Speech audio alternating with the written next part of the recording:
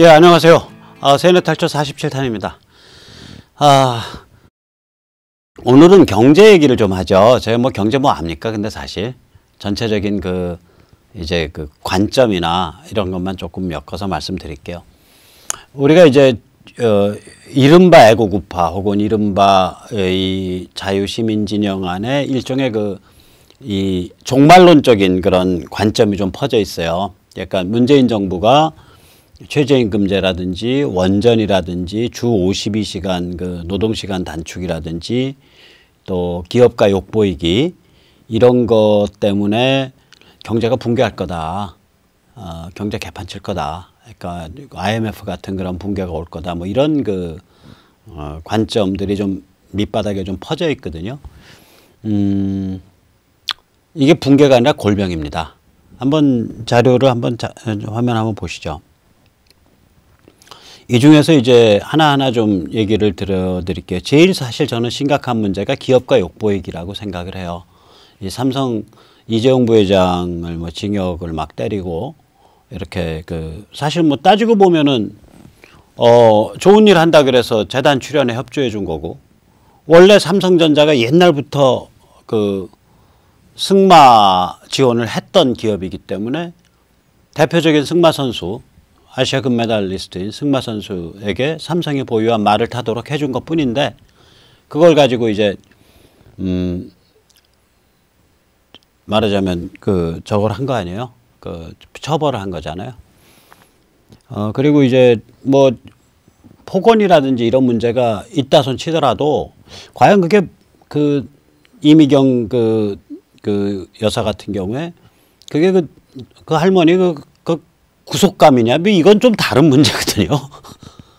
막 구속영상 청구하고, 그러니까 기업가를 이렇게 겁질리게 하고 욕을 보이게 하는 게 있어요. 그리고 이제 제가 뭐 여기서 공개할 사안은 아닌데, 대기업들에 대한 계열사들의 세무조사, 그래서 계열사라기보다 협력사요. 그러니까 알짜배기 협력사들에 대한 세무조사가 광범위하게 진행이 되는 경우들이 있고요.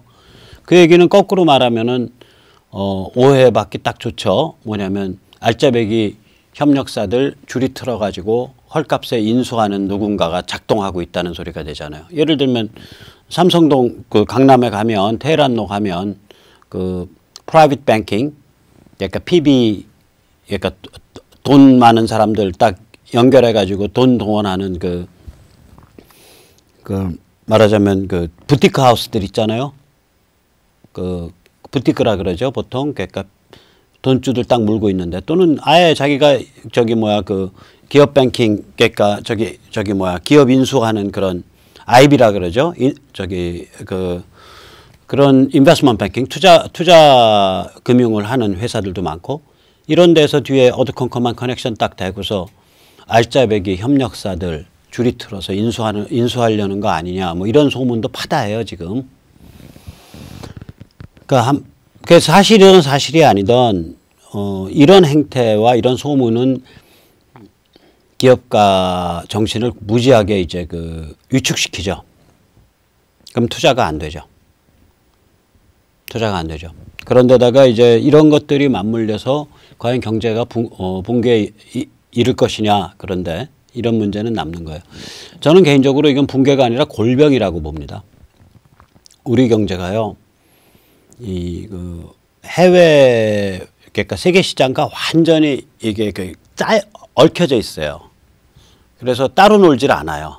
그러면은 경제가 나빠지면 경기가 침체하고 인플레가 일어나는 그런 일은 발생해도 뭐 IMF 같이 하루아침에 경제가 모라토리움으로 가서 지불유예로 가서 붕괴해버리는 이런 경우는 없다고요.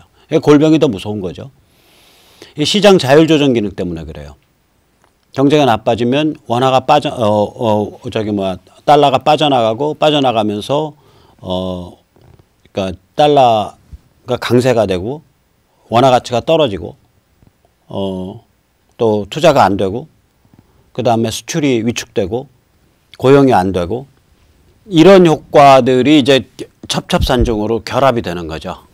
우리 경제가 대기업에 의한 전략적인 수출 품목들이 앞장서서 끌어주고 나머지는 거기서 낙수 효과로 돌아가는, 낙수 효과라 그러죠. 거기서 떨어져 나오는 그 경제적 부가가치 그 사슬고리에서 돌아가는 그런 경제인데 위는 위대로 망쳐놓고 아래는 아래대로 자영업은 자영업대로 망쳐놓으면 경제 그냥 완전히 침체해서 골병 드는 거죠.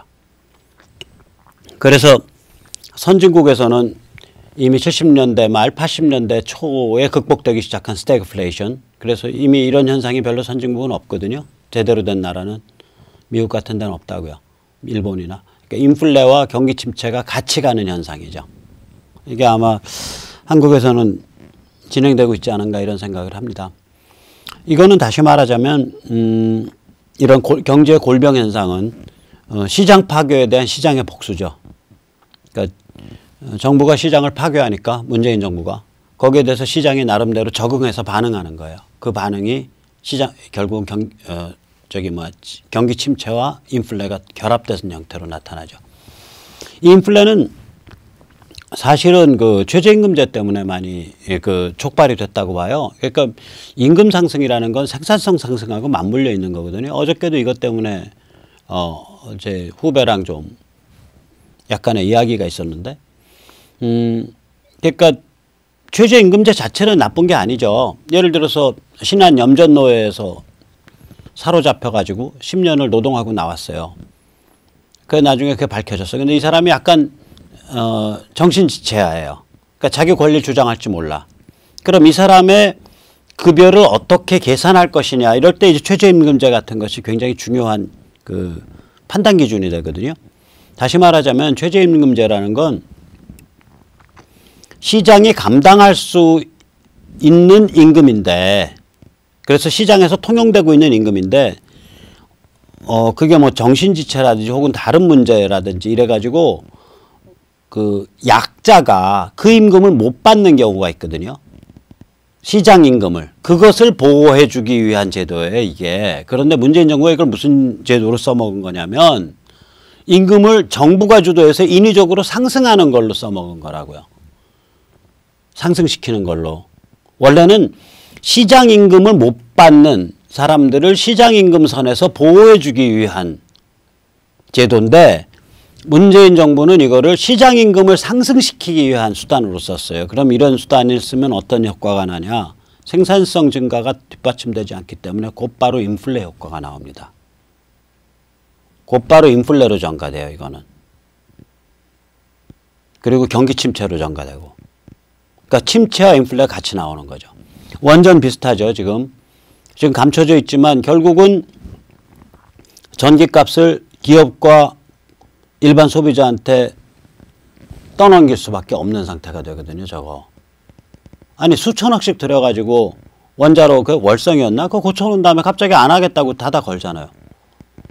이건 나중에, 이건 뭐 국정농단 정도가 아니라 국정 파괴예요, 이 정도 되면. 이건 나중에 지금 박근혜 대통령 그 사법 처리하듯이 만약에 사법 처리하면 서울구치소가 미어 터져가지고 서울구치소에 제가 보기에는 독방을, 그래도 이런 사람들 다 잡아내면 독방 넣어야 될 거 아니에요. 그러면 지능적인 범죄자들이어가지고 같이 섞어놓으면 여러 사람 물버려요. 아니, 학벌 있고 돈 있는 사람들이 일반 잡범이랑 엮어놓으면 이게 이제 나와가지고 이제 마피아도 못 된다고요. 그러니까 이거 독방에 넣어야 돼요. 인권 때문에 독방에 넣는 게 아니라. 제가 누구라고 얘기 안 하지만 이른바 특정 지역의 전국구를 사로잡은 그 주먹대장 집 잘 살았어요. 그러니까 감옥을 안 갔다고요. 그러니까 대장이 된 거거든. 마찬가지죠. 일반 잡범하고 이런 그 범터를 같이 넣어두면요, 거기서 희한한 그 범죄 조직 만들어져요. 그러니까 독방 만들어야 되는데 서울구치소에 독방 10,000개 만들어야 된다는 얘기잖아요. 이런 짓 좀 하지 마시길 바래요. 그 다음에 이제 요번에 이제 그러니까 주 52시간 같은 경우 이거 겉으로 보면 일리가 있는 행동이에요. 왜 그러냐면 자, 이제 다른 예를 들어 드릴게요. IBM이 세계적인 컴퓨터 회사잖아요. 근데 그 이름을 보면 국제사무기기예요. 상호의 뜻이 International Business Machine이라고요. IBM이 돈을 버는 아이템 중에 하나가 컴퓨터가 나오기 전부터 IBM이라는 회사는 있었죠. 무학자예요. 사실은 학교도 제대로 안 나온 창업자가 회사를 일궈서 그 창업자가 자기의 모든 그 회사의 힘을 기울여서 컴퓨터에 베팅을 했어요. 1940년대, 30년대 말부터. 그래서 IBM이라는 세계적 컴퓨터 회사가 나온 거예요. 그 무학자의 이름이 이제 토마스 왓슨인데 이 사람이 젊은 시절부터 사무기기 팔러 돌아다닌 외판원이었다고요. 그래서 자기 회사 만든 다음에 이 사람이 특허를 내서 만든 사무기기 중에 하나가 뭐냐면 이게 영화 같은 데 보면 나와요. 옛날에는 우리나라도 있었어요. 이렇게 출근할 때 짤깍하고 출근 카드 찍고 퇴근할 때 짤깍하고 퇴근 카드 찍어요. 그러면 이제 자동으로 이 사람의 출퇴근 시간이 기록화되는 거예요. 기록되는 거예요. 이 출퇴근 체크카드기를 만들었다고요. 그걸로 돈을 벌었어요. 이게 왜 돈이 됐냐면은 1929년부터 시작된 대공황이 점점 더 커지니까 당시 이제 프랭클린 루즈벨트 미국 대통령이 그러니까 이 고용을 확대해 주려고 일정 시간 이상 근무를 못하게 한 거예요, 사람들을. 그래서 이제 그 임금을 나눠서 갖게 만드는 그런 정책을 취한 거죠. 주 52시간 이게 또 이제 그런 건데 이게 제가 보면은 그러니까 말은 돼요. 이거 괜찮은 제도예요. 근데 이게 업종마다 다르고 사정이 여러 가지가 다르고 이게 뭐 52시간이 안 될 수도 있어요. 다른 나라는 52시간씩 안 해요. 이런 거 하려면 아예 주 30시간 이렇게 해야 돼요. 그러면 사람 2명 쓸 수가 있잖아요. 근데 52시간 써놓으면 사람을 둘 쓸 수도 없고 사람은 1명 반이라는 개념이 없잖아요. 저만 해도 우리 사무실에 이제 상근 직원이 2명이 있고 비상근이 하나가 있는데 이 비상근은 하루에 4시간 밖에 일을 안 해요. 그러니까 점심을 같이 먹고 가니까 5시간을 와서 있는데 제가 페이를 굉장히 작게 준다고요. 상근자들은 그렇게 낮은 수준이 아닌데 왜 그러냐면 일에 맥이 끊기니까 또 본인도 그런 줄 알고 그냥 소일거리 삼아서 좀 해요. 그러니까 이게 무슨 얘기냐면 주 52시간 할 바에 주 30시간 하세요 차라리. 혹은 일주일에 3일 이상 근무할 수 없다. 몇 시간을 근무하든 24시간을 근무해도 좋은데 3일 이상은 근무할 수 없다. 그래야 뭔가 틀이 쪼개질 거 아니에요. 이것도 아니고 저것도 아니고 어정쩡하게 해놓으니까 주 52시간을 넘어서 확확 일을 몰아줘야 되는 업종들에서는 방법이 없다고 이게. 일감이 닥치거나 이러면. 그렇잖아요. 또 주 52시간을 그러니까 이거를 빠져나가거나 이걸 보완할 수 있는 방법들. 그러니까 빠져나간다는 건 무슨 얘기냐면 나쁜 뜻이 아니라 뭐 예를 들면은 일감이 한꺼번에 왕창 밀렸어요. 그래서 이번 주에는 주 70시간을 해야 돼. 혹은 앞으로 한 달은 주 70시간을 해야 돼. 이런 한시적인 어떤 뭐라 그럴까요? 한시적인 더 넘어서는 추가 근무가 있을 수가 있잖아요. 그러니까 이런 것들은 굉장히 조심해서 디자인해야 되는 문제인데 그냥 탁상에 앉아서 위에서 오다 떨어지니까 그냥 탁상에 앉아서 그냥 기획해서 뻥 하고 발표했다가 현장이랑 안 맞으니까 확 물러나서 6개월간 적용 보류 이렇게 되는 거 아니에요. 그러니까 이게 아주 자기들의 탁상머리에 앉은 발상을 가지고 임금을 올릴 수 있고 근무 행태를 바꿀 수 있고 에너지 수급 체계를 바꿀 수 있고 그 다음에 기업을 군기 잡을 수 있다라고 생각하는 거예요. 이 사람들 사고방식이. 그러니까 경제를 골병들게 만드는 거죠. 골병들게 만들어요. 경제라는 게 뭔지 우리가 같이 한번 좀 생각을 해보자고. 이게 제가 좀 씁쓸한 얘기를 오늘 좀 드리려고. 저랑 뭐 동지관계 있는 사람들도 있고 그런데 입 바른 소리 좀 하려고 그래요.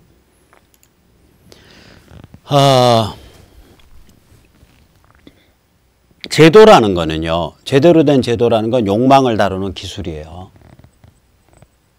그래서 그 욕망이 생명 번영과 개인 존엄성을 강화하는 방향으로 작동하게 만드는 거죠.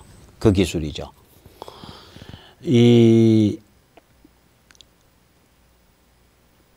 동양의 제도주의는 법가 사상이에요. 그러니까 법가 사상의 뿌리는 노자예요. 제 말 안 믿어지시죠? 노자의 무위자연 뭐 이런 게 왜 저게 법가 사상이야? 그 잔혹한. 그게 연결돼 있어요. 이건 사마천의 사기를 보시면 알아요. 사마천 사기 열전을 보시면 한비자편에 한비는 황노학을 공부한 자로서, 그러니까 첫 문장이 그거예요. 황노학이 황제노자학이라고요. 즉 도가사상을 공부한 자란 소리예요. 그래서 이 김영삼, 고 김영삼, 그러니까 돌아가신 분이니까 제가 풀로 이 양반은 그래도 명칭을 붙여드릴게요. 고 김영삼이 대도무문, 그러니까 큰 길에는 따로 문이 없다라는 거를 잘 썼는데, 이 대도무문이 이게 그 노자 도덕경에 나오는 얘기잖아요. 이게 뭐냐면은 큰 제도는 사람을 차별하지 않는다는 뜻이에요. 큰 제도는 사람을 차별하지 않는다. 그러니까 이 노자 사상의 무의가 그냥 무의가 아니라 제도를 잘 짜면 사람들은 그 안에서 그냥 본능적으로 움직여서 좋은 결과가 나온다, 이런 사상이라고요. 이 법가의 문제는 뭐냐면 그 제도를 잘 짜기 위해서 임금의 권한을 극대화시키겠다는 거예요. 절대화. 그러니까 그 제도의 마지막 주춧돌을 절대화된 황제에 딱 걸은 거예요. 절대화된 임금의 권력에. 따라서 그 절대화된 임금이 맛이 가 있다 그러면 그 제도는 그냥 악마의 제도로 한순간에 돌아버리는 거죠. 악마성을 가지게. 그게 법가의 문제예요. 그러니까 우리가 제도를 만들 때 그 정점에 선 사람조차도 견제와 균형 장치를 통해서 서로 이렇게 보완적으로 엮어놔야 되는데, 동양의 법가는 그게 아니에요. 중국의 법가는 임금 이하는 정확하게 맞는 얘기들이에요. 근데 법가 사상 가만히 들여다보고 있으면 임금에 대해서는 아무 요구가 없어요. 임금은 그 권력이 절대화돼야 되고, 그러니까 그 임금의 모든 게 걸리는 주춧돌인 거예요. 근데 그 임금을 컨트롤하는 장치는 아무것도 없는 거예요. 악마의 제도죠, 사실은. 이렇게 제도라는 건 욕망을 다루는 기술인데 이 기술을 잘 디자인해야 돼요. 그래서 그 지배자들도 견제와 혹은 지도자들 혹은 지도층들도 견제와 균형 속에서 놀게 만들어야 되고, 전체적으로는 생명 번영과 개인 존엄성을 강화하는 방향으로 작동하게 만들어줘야 돼요. 그러한 굉장히 훌륭한 제도의 두 개가, 하나가 시장이고 하나가 자유민주주의예요. 그러니까 시장은 인간이 발명해낸 가장 훌륭한 제도예요. 그 중에 하나예요. 그런데 이거는 이쪽 사람들은 이 자유민주주의 쪽 사람들 혹은 이른바 우파 쪽에는 시장이 마치 자유방임으로 발전하는 것 같은 그런 얘기를 한다고요. 예를 들면 그 이른바 시장주의자, 이른바 자유시장주의자들이 조직했던 미국 강사를 부른 세미나에 갔다 제 기겁을 한 적이 있어요. 그 미국 강사 하는 말이 뭐냐면,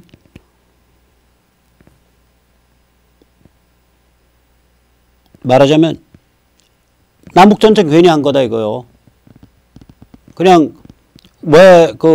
그냥 남부가 하자는 대로 노예제도 그냥 다 두고, 남부가 그때 무슨 주장을 했냐면 서부를 노예시장으로 개척하자 그랬거든요. 노예주로.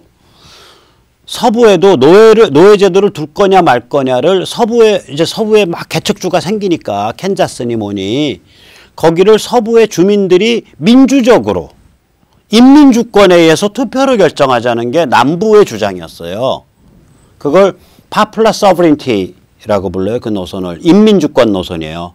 그러니까 민주적으로 그러니까 이게 참 위험한 얘기라니까. 쟤들 데모할 때 부르는 게 대한민국은 공화국이다, 민주공화국이다, 뭐 이런 노래 부르잖아요. 그거 살벌한 노래예요. 모든 거를 그냥 다수결로 아무 원칙도 없다. 모든 원칙을 다 넘어서 다수결로 한다. 예를 들면요. 다수결로 만약에 개헌이 붙었어. 그런데 이제부터 대한민국은 사회주의 공화국이고 국가와 뭐 어쩌고 저쩌고의 결정에 의해서 개인 재산이 마음대로 국가 결정해서 개인 사유권을 할 수 있다. 그러면 다수결에서 결정됐다. 다수결이란 측면에서는 합법이에요. 합법적 절차예요. 그러나 거기에는 대한민국이 원래 가지고 있던 기본 가치, 사유재산 보호와 시장, 그 다음에 자유민주주의, 그에 바탕한 이런 기본 가치가 어긋났기 때문에 이거는 아무리 다수결에 의해서 국민이 개돼지가 돼도 그런 헌법이 통과되더라도 곧바로 혁명이 들어갈 수밖에 없다고요. 거기에 반대하는 자들은. 그러니까 다시 말하자면 어디까지를 다수결로 결정할 수 있고 어디서부터는 다수결이 안 된다라는 그거를 가지고 링컨이 이끄는 북부와 노예제도를 확장시키기 원한 남부가 대립했던 거거든요. 그래서 전쟁이 붙었던 거라고요. 근데 그냥 시장에 맡겨뒀으면 노예제도 저절로 해결됐어. 혹은 안 해결돼도 그 시장이 그렇게 선택하는 거 어떡할 거야. 이런 식의 태도를 이른바 우파, 이른바 자유경제라고 주장하는 풍조가 있다니까요. 우리 사회 일부에. 제가 왜 이 얘기를 하냐면 이게 만만한 풍조가 아니에요. 숨어 있어요, 안에. 이게 자칭 기업의 대변인이라고 이제 기업을 역성들고 기업을 옹호하는 자로 스스로를 포지셔닝 시켰기 때문에 잠재적으로 힘이 커요, 여기가. 또 옛날엔 힘 많이 발휘했고, 정경련 중심으로. 이거 좀 고쳐야 돼요. 이게 거인인데, 에너지가 큰데, 그리고 기업들도 이런 사고방식 가진 교수들한테 많이 지원하면 안 돼요. 이거 굉장히 천박한 사고방식이에요. 오히려 이런 분들이 굉장히 훌륭해요. 이것도 이제 정경련 쪽에서 관계가 있는 한국경제연구소일 거예요. FKI. 거기서 아마 나온 연구 결과로 연구 결과라기보다 거기서 진행했던 이제 세미나나 뭐 이런 거의 결과물을 다 집대성해서 만든 책이죠. 김승목 교수예요. 김승욱 교수. 아마 중앙대 교수님일 텐데 제가 감히 말씀드리면 한글로 쓰인 경제학 책 중에 베스트예요. 여기 보면 예를 들어서 이런 얘기죠. 제가 한 두 구절만 읽어드릴게요. 정치 및 경제제도의 상호작용이 한 나라의 빈부를 결정한다. 한 나라의 빈부를 결정하는데 경제제도가 핵심적인 역할을 하며 그 나라가 어떤 경제제도를 가지게 되는지를 결정하는 것은 정치와 정치제도이다.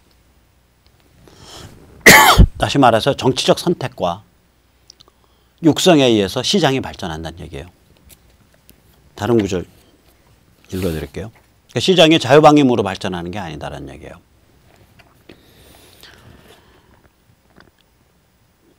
각 사회에서 제도가 어떻게 발전되느냐가 장기적인 경제성장의 근본 요인이다. 서구의 경제가 발전한 근본적인 원인은 시장경제라고 하는 효율적인 제도를 창출하는 데에 성공했기 때문이다.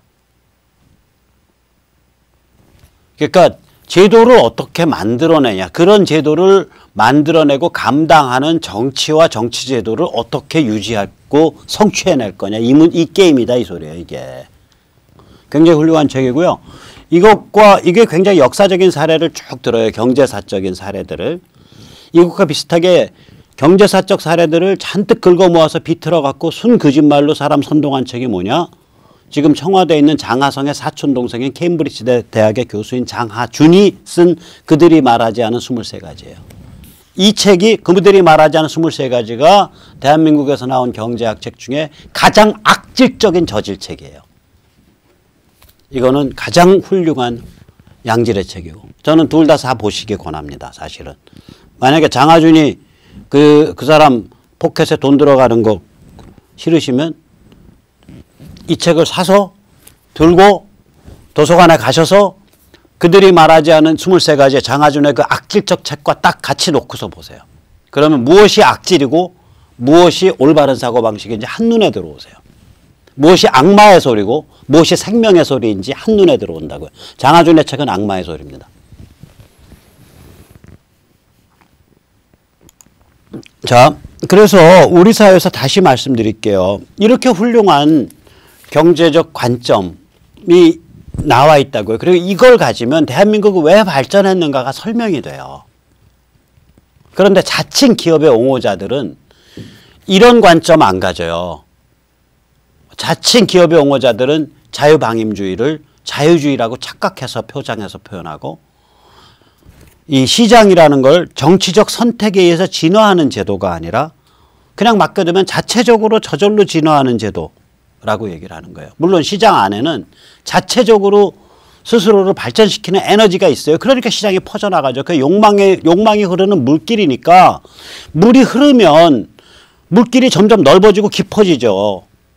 그러나 그게 어느 데는 퇴적물이 잘못 쌓여갖고 막힌 데는 포크레인 되고 준설을 해줘야 되는 거 맞잖아요. 혹은 처음부터 운하처럼 물길을 그냥 제대로 가야 될 곳으로 빵 뚫어줄 수도 있는 거 아니에요. 이걸 이니시에이션이라 그러거든요. 메인테넌스라 그러고. 이 제도의 이니시에이션과 유지 강화, 유지 보강, 이것을 인정하지 않는 거예요. 이 자칭 기업의 옹호자들이. 제가 제발 부탁드릴게요. 기업을 옹호하시고 싶으시면 제도주의 관점을 가지셔야 돼요. 이제 우리가 힘을 모아야 되거든요. 기업 옹호한다는 사람들이 따로 떨어져 나가서 자유방임주의, 리버테리언리즘 떠들면서 이게 자유주의야, 이게 자유주의야. 아니, 자유방임주의가 어떻게 자유주의냐고요. 이때 자유주의는요, 보수주의거든요. 지금 자유주의는 PC 좌파예요. 이 사람들이 말하는 자유주의는 고전적 자유주의, 200년 전 에드먼드 버크의 자유주의거든요. 200년 전 휘그 정신이거든요. 이거는 일반적인 자유방임주의가 아니에요. 그러니까 언어 혼란 전술 써가지고 자유라는 이름 가지고 싸구려로 기업 옹호한답시고 엉터리 소리 해서 우리 힘 분산시키지 말아주시라고요. 제가 이걸 간곡하게 부탁드린 이유는 그 동네, 옛날 정경련이 이 동네 최강의 그 빅 돈줄이었잖아요. 그 동네에 잠재적으로 돈이 잠자고 있기 때문에 그래요. 힘이. 기업의 힘이 잠자고 있거든요, 거기. 지금 거기서 개판 쳐놓으면요, 앞으로 굉장히 어렵게 돼요. 그리고 경고합니다. 거기 다시 한번, 제가 옛날 정경련 때도 전경련 지도부랑 엄청 싸웠거든요. 그래서 저는 정경련에서 제대로 도움을 못 받았던 사람 아니에요. 그러니까 지금 정부 들어서도 별로 불려다니지 않았거든요. 도움받은 흔적이 별로 없으니까. 그러니까 무슨 얘기를 드리냐면, 앞으로도 만약에 이런 식으로 해서 옆에서 이상한 소리 내면 그때는 무지막지한 힘으로 정말 친다니까요. 우리 같은 진정한 의미의 자유민주 시민이. 괜히 그런 되도 않는 헛소리 하지 마시고 김수국 교수 관점 좀 더 깊게 공부해서 이 제도주의 관점 좀 공부해서 시장이 정치와 정치적 선택에 의해서 발전하고 강화되고 진화되어가는 제도라는 그런 입장에서 다시 한번 이 입장을 정립해 주시기를 제가 간곡히 말씀드려요. 왜 그게 정립돼야 우리 같은 제대로 된, 저는 제대로 됐다고 스스로 생각하니까 제대로 된 자유민주 시민 진영의 진정한 파트너가 된다고요. 자, 그 다음에 이제 보시죠. 그러면 보세요. 우리가 이제 이게 6.25 사진이잖아요. 그 우남 이승만이 한 거 아니에요? 이건 고속도로, 이건 박정희가 한 거 아니에요? 이 사람들 한 일이 뭐예요? 제도를 잡은 거예요, 제도를.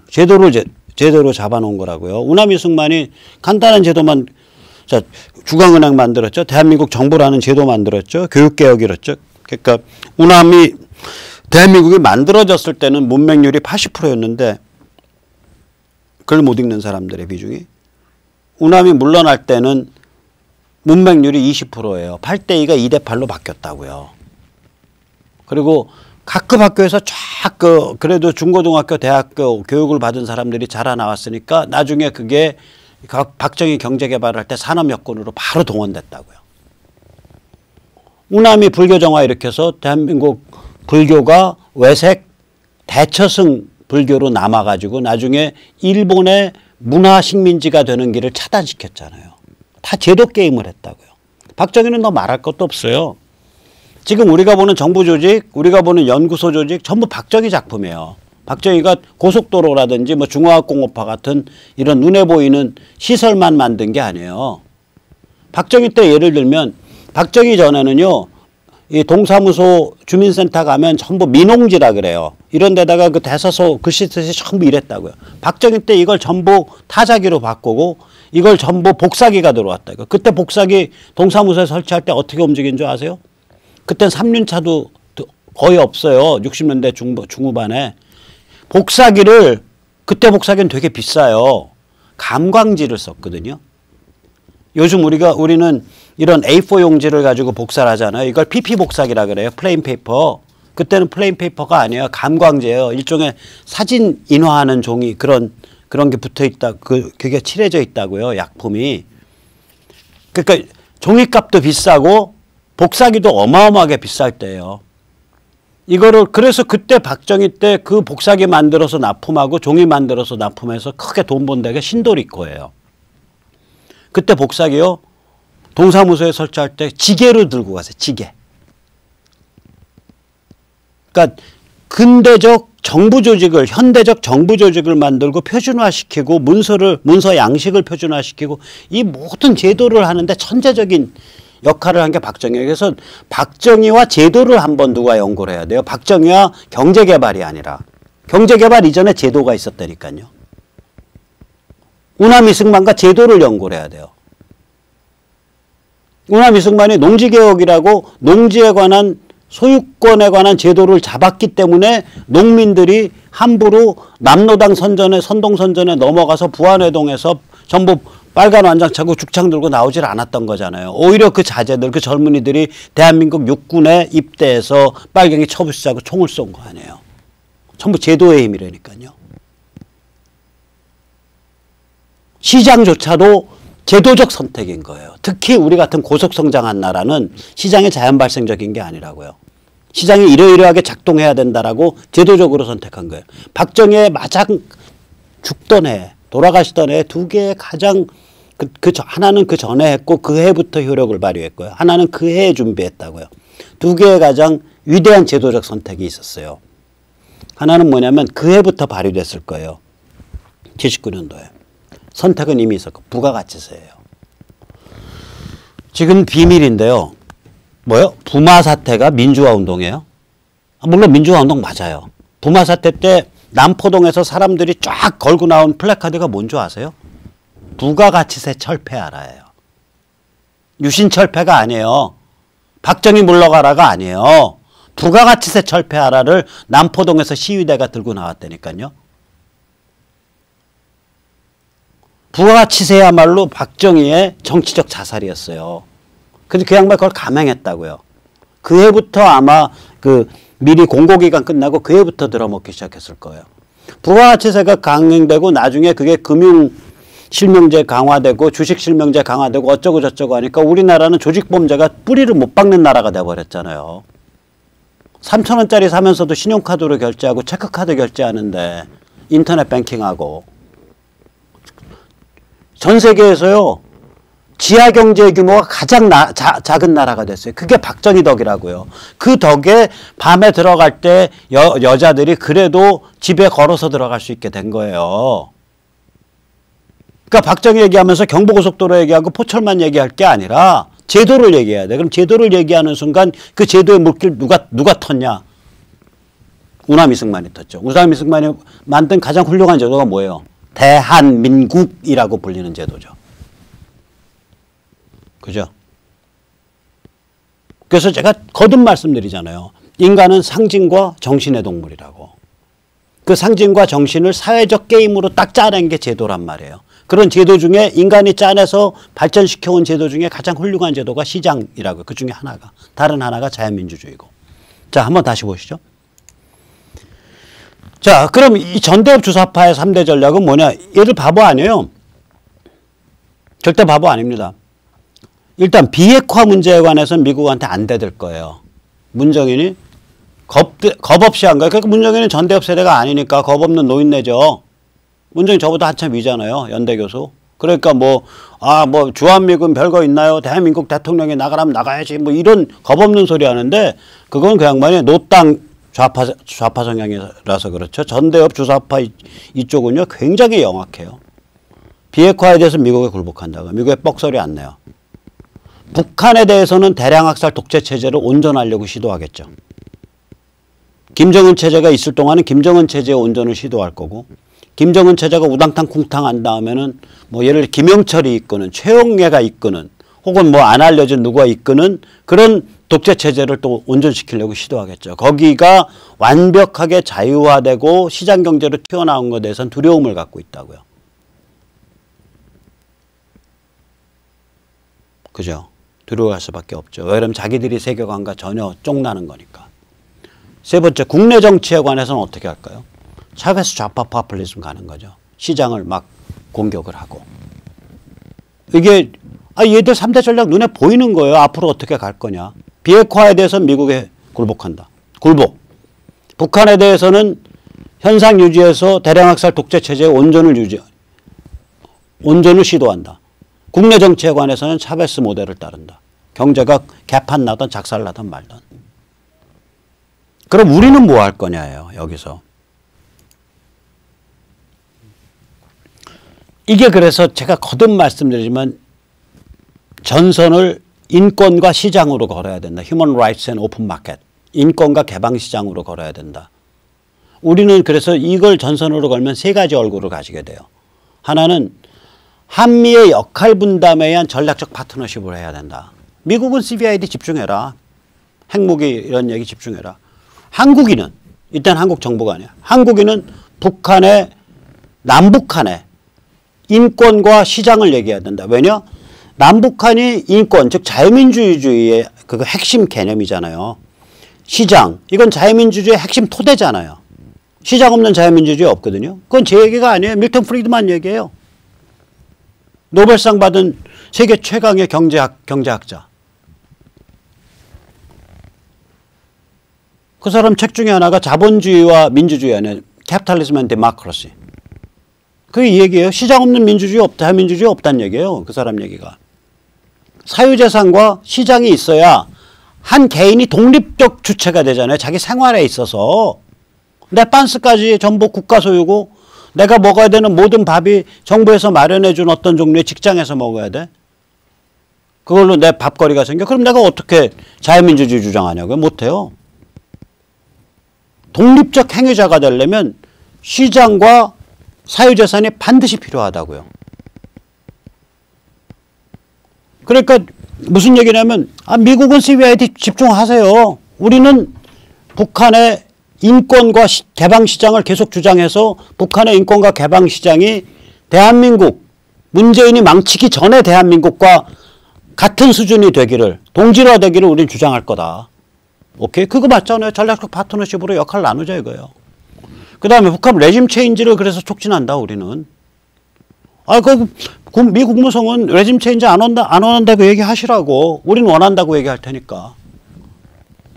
우리가 미 국무성 직원 아니고, 우리가 미국 시민 아니고, 우리가 트럼프 행정부의 무슨 따까리 아닌데, 우리 얘기하면 되지. 그렇잖아요. 그 다음에, 우리는 시장경제 옹호를 주장해야 되는 거예요. 야, 너희 지금 최저임금제, 그 제도는 원래 시장이 감당할 수 있고 시장에서 형성되어 있는 임금을 못 받는 사회적 약자를 보호하기 위한 제도인데 그걸 정부가 나서서 생산성 증가 없이 정부 법령에 의해서 임금을 끌어올릴 수 있다고 생각하는 건 너희 미친놈들이냐? 아니면 바보냐? 아니면 둘 다 미친 바보냐? 우리는 이렇게 얘기해야 된다 이 말이죠. 불황이니까 일자리 나누는 건 좋아. 오케이, 나누려면 화끈하게 나눠. 일주일에 3일 이상 근무할 수 없다. 3일 동안에 72시간을 하던 48시간을 하던 그건 알아서들 하시고 60시간을 하던 뭐 이렇게 지저분하게 52시간에서 이렇게도 못하고 저렇게도 못하게 나누냐. 1.2명이라는 사람이 어딨냐. 한 명이면 한 명이고 두 명이면 두 명이지. 너희 사람을 1.2명으로 계산하는 건 너희 꼭 빨갱이 같네 임마. 이러고서 비판해야 된단 말이에요. 이러한 우리의 세 가지 얼굴을 뒷받침하는 세 개의 축이 있다고요. 하나는 비전과 세계관이라고요. 비전은 뭐냐? 핵심은 그거예요. 요번에 결국 CBID에 걸려갖고 예방전쟁으로 나가던 아니면 저기 CBID 안 하겠다고 버티다가 나가던 요번에 북평양에 김일성 대량학살 전체주의 사교체제는 결국 붕괴에 이른다. 그 붕괴에 이를 때 거기 붕괴에 이르는 과정에서 우리는 계속 인권과 시장을 주장해가지고 그 수습이 자유민주주의와 세계시장의 방향으로 나오게 해야 된다. 그거는 단순히 인권의 문제뿐만이 아니라 실제로 그렇게 돼야, 그렇게 개혁개방의 길로 나와야 거기서 그 땅에서 다시는 대량살상 무기가 안 만들어진다. 이게 우리의 관점이거든요. 우리의 비전이거든요. 그래서 그게 자유민주주의랑 세계시장으로 나오면 그 다음 단계 어느 순간에 자유민주 노스코리아 들어올 거고, 자유민주 노스코리아 들어오면 그 뭐 10년, 20년, 30년 지난 다음에 양쪽의 자유민주 코리아의 국민들의 국민투표에 의해서 동질화돼서 통일 올 거다. 이게 우리 비전이거든요. 그걸 뒷받침하는 우리의 세계관은 뭐냐? 아까 나왔잖아요. 우리의 세계관은 독립적 개인이다. 그 개인이 참이냐 거짓이냐를 분별할 수 있는 힘이다. 진실 존중이다. 그리고 그거에 바탕을 한 그러한 진실 존중을 하는 독립적 개인이 어떤 토폴로지에서 살 수 있는데, 사유재산이 보호가 되는 시장경제, 세계시장경제와 자유민주주의 정치적 자유가 있는 곳에서만 그런 독립적 개인이 형성되고 살아갈 수 있다. 이게 우리 세계관이고 우리 인간관이잖아요. 그리고 이를 위해서 우리는 한미일 자유시민 조직화를 하겠다. 북한의 인권과 시장을 밀어붙이기 위해서. 또 이를 위해서 우리는 예를 들면 자한당이나 이런 거대 야당이 제대로 된 정당으로 거듭나길 바란다. 지금 뭐 자한당 오늘 저기 무슨 비대위 준비위원회 구성돼서 발표됐더라고요. 비대위원 잘 짜세요. 보니까 김성태가 벌써 잔수 돌리대. 원구성 서두르겠다 그러대. 원구성 서두른다는 얘기 뭐냐면 너한테 상임위원회 요거 보내줄게. 요거 보내줄게. 요거 보내줄게. 요 밑밥, 요 미끼 가지고서 국회의원 흔들겠다는 얘기거든요. 자한당 국회의원들 똑바로 들으세요. 그 밑밥 잘못 모르면 당신들 2020년에 떼몰살 당해. 그 밑밥 잘못 모르면. 그래서 김성태 말 들고서 거기에 맞춰가지고 비대위 구성하고 그러면 당신들 떼몰살 당해. 그 정도 IQ밖에 안 돼요. 떼몰살 당하는 거 보이잖아. 요번에 비대위 제대로 구성해야 돼요. 김성태나 김무성이나 이런 사람들이 작전 짜는 대로 또 임명진 버전2로 구성했다가는 자한당 골로 가는 거예요. 근데 그렇게 구성하려고 밑밥을 원구성이라는 상임위 배정이라는 걸로 밑밥을 깔았거든. 그까짓거 김성태 올해 말이면은 저기 원내 총무 그만두는데 이제 원내대표. 내년에 저기 제대로 된 상임위 받아도 되는 건데 뭐하러 올해부터 그 밑밥 불과 남은 게 이제 9월 정기국회 시작하면 9, 10, 11, 12 4개월 남은 건데 4개월 동안 밑밥 뭐하러 그거 욕심내냐고. 4개월 밑밥 욕심내가지고 당 망치고 이제 저기 2020년에 떼몰살 당하고 연구 폐업 당하려고. 잘 알아서 판단하세요. 근데 우리는 자한당이 어떻게 판단하든 말든 상관없이 우리는 막강한 자유민주 시민 진영을 만들어 가야 돼요. 그리고 국제적 연대를 가져야 돼요. 왜냐하면 이 문제가 굉장히 국제적인 문제이기 때문에 북한의 인권과 개방시장 방향을 밀어붙이는 게 굉장히 국제적인 문제란 말이에요. 자, 오늘 여기까지 모시죠. 예, 감사합니다.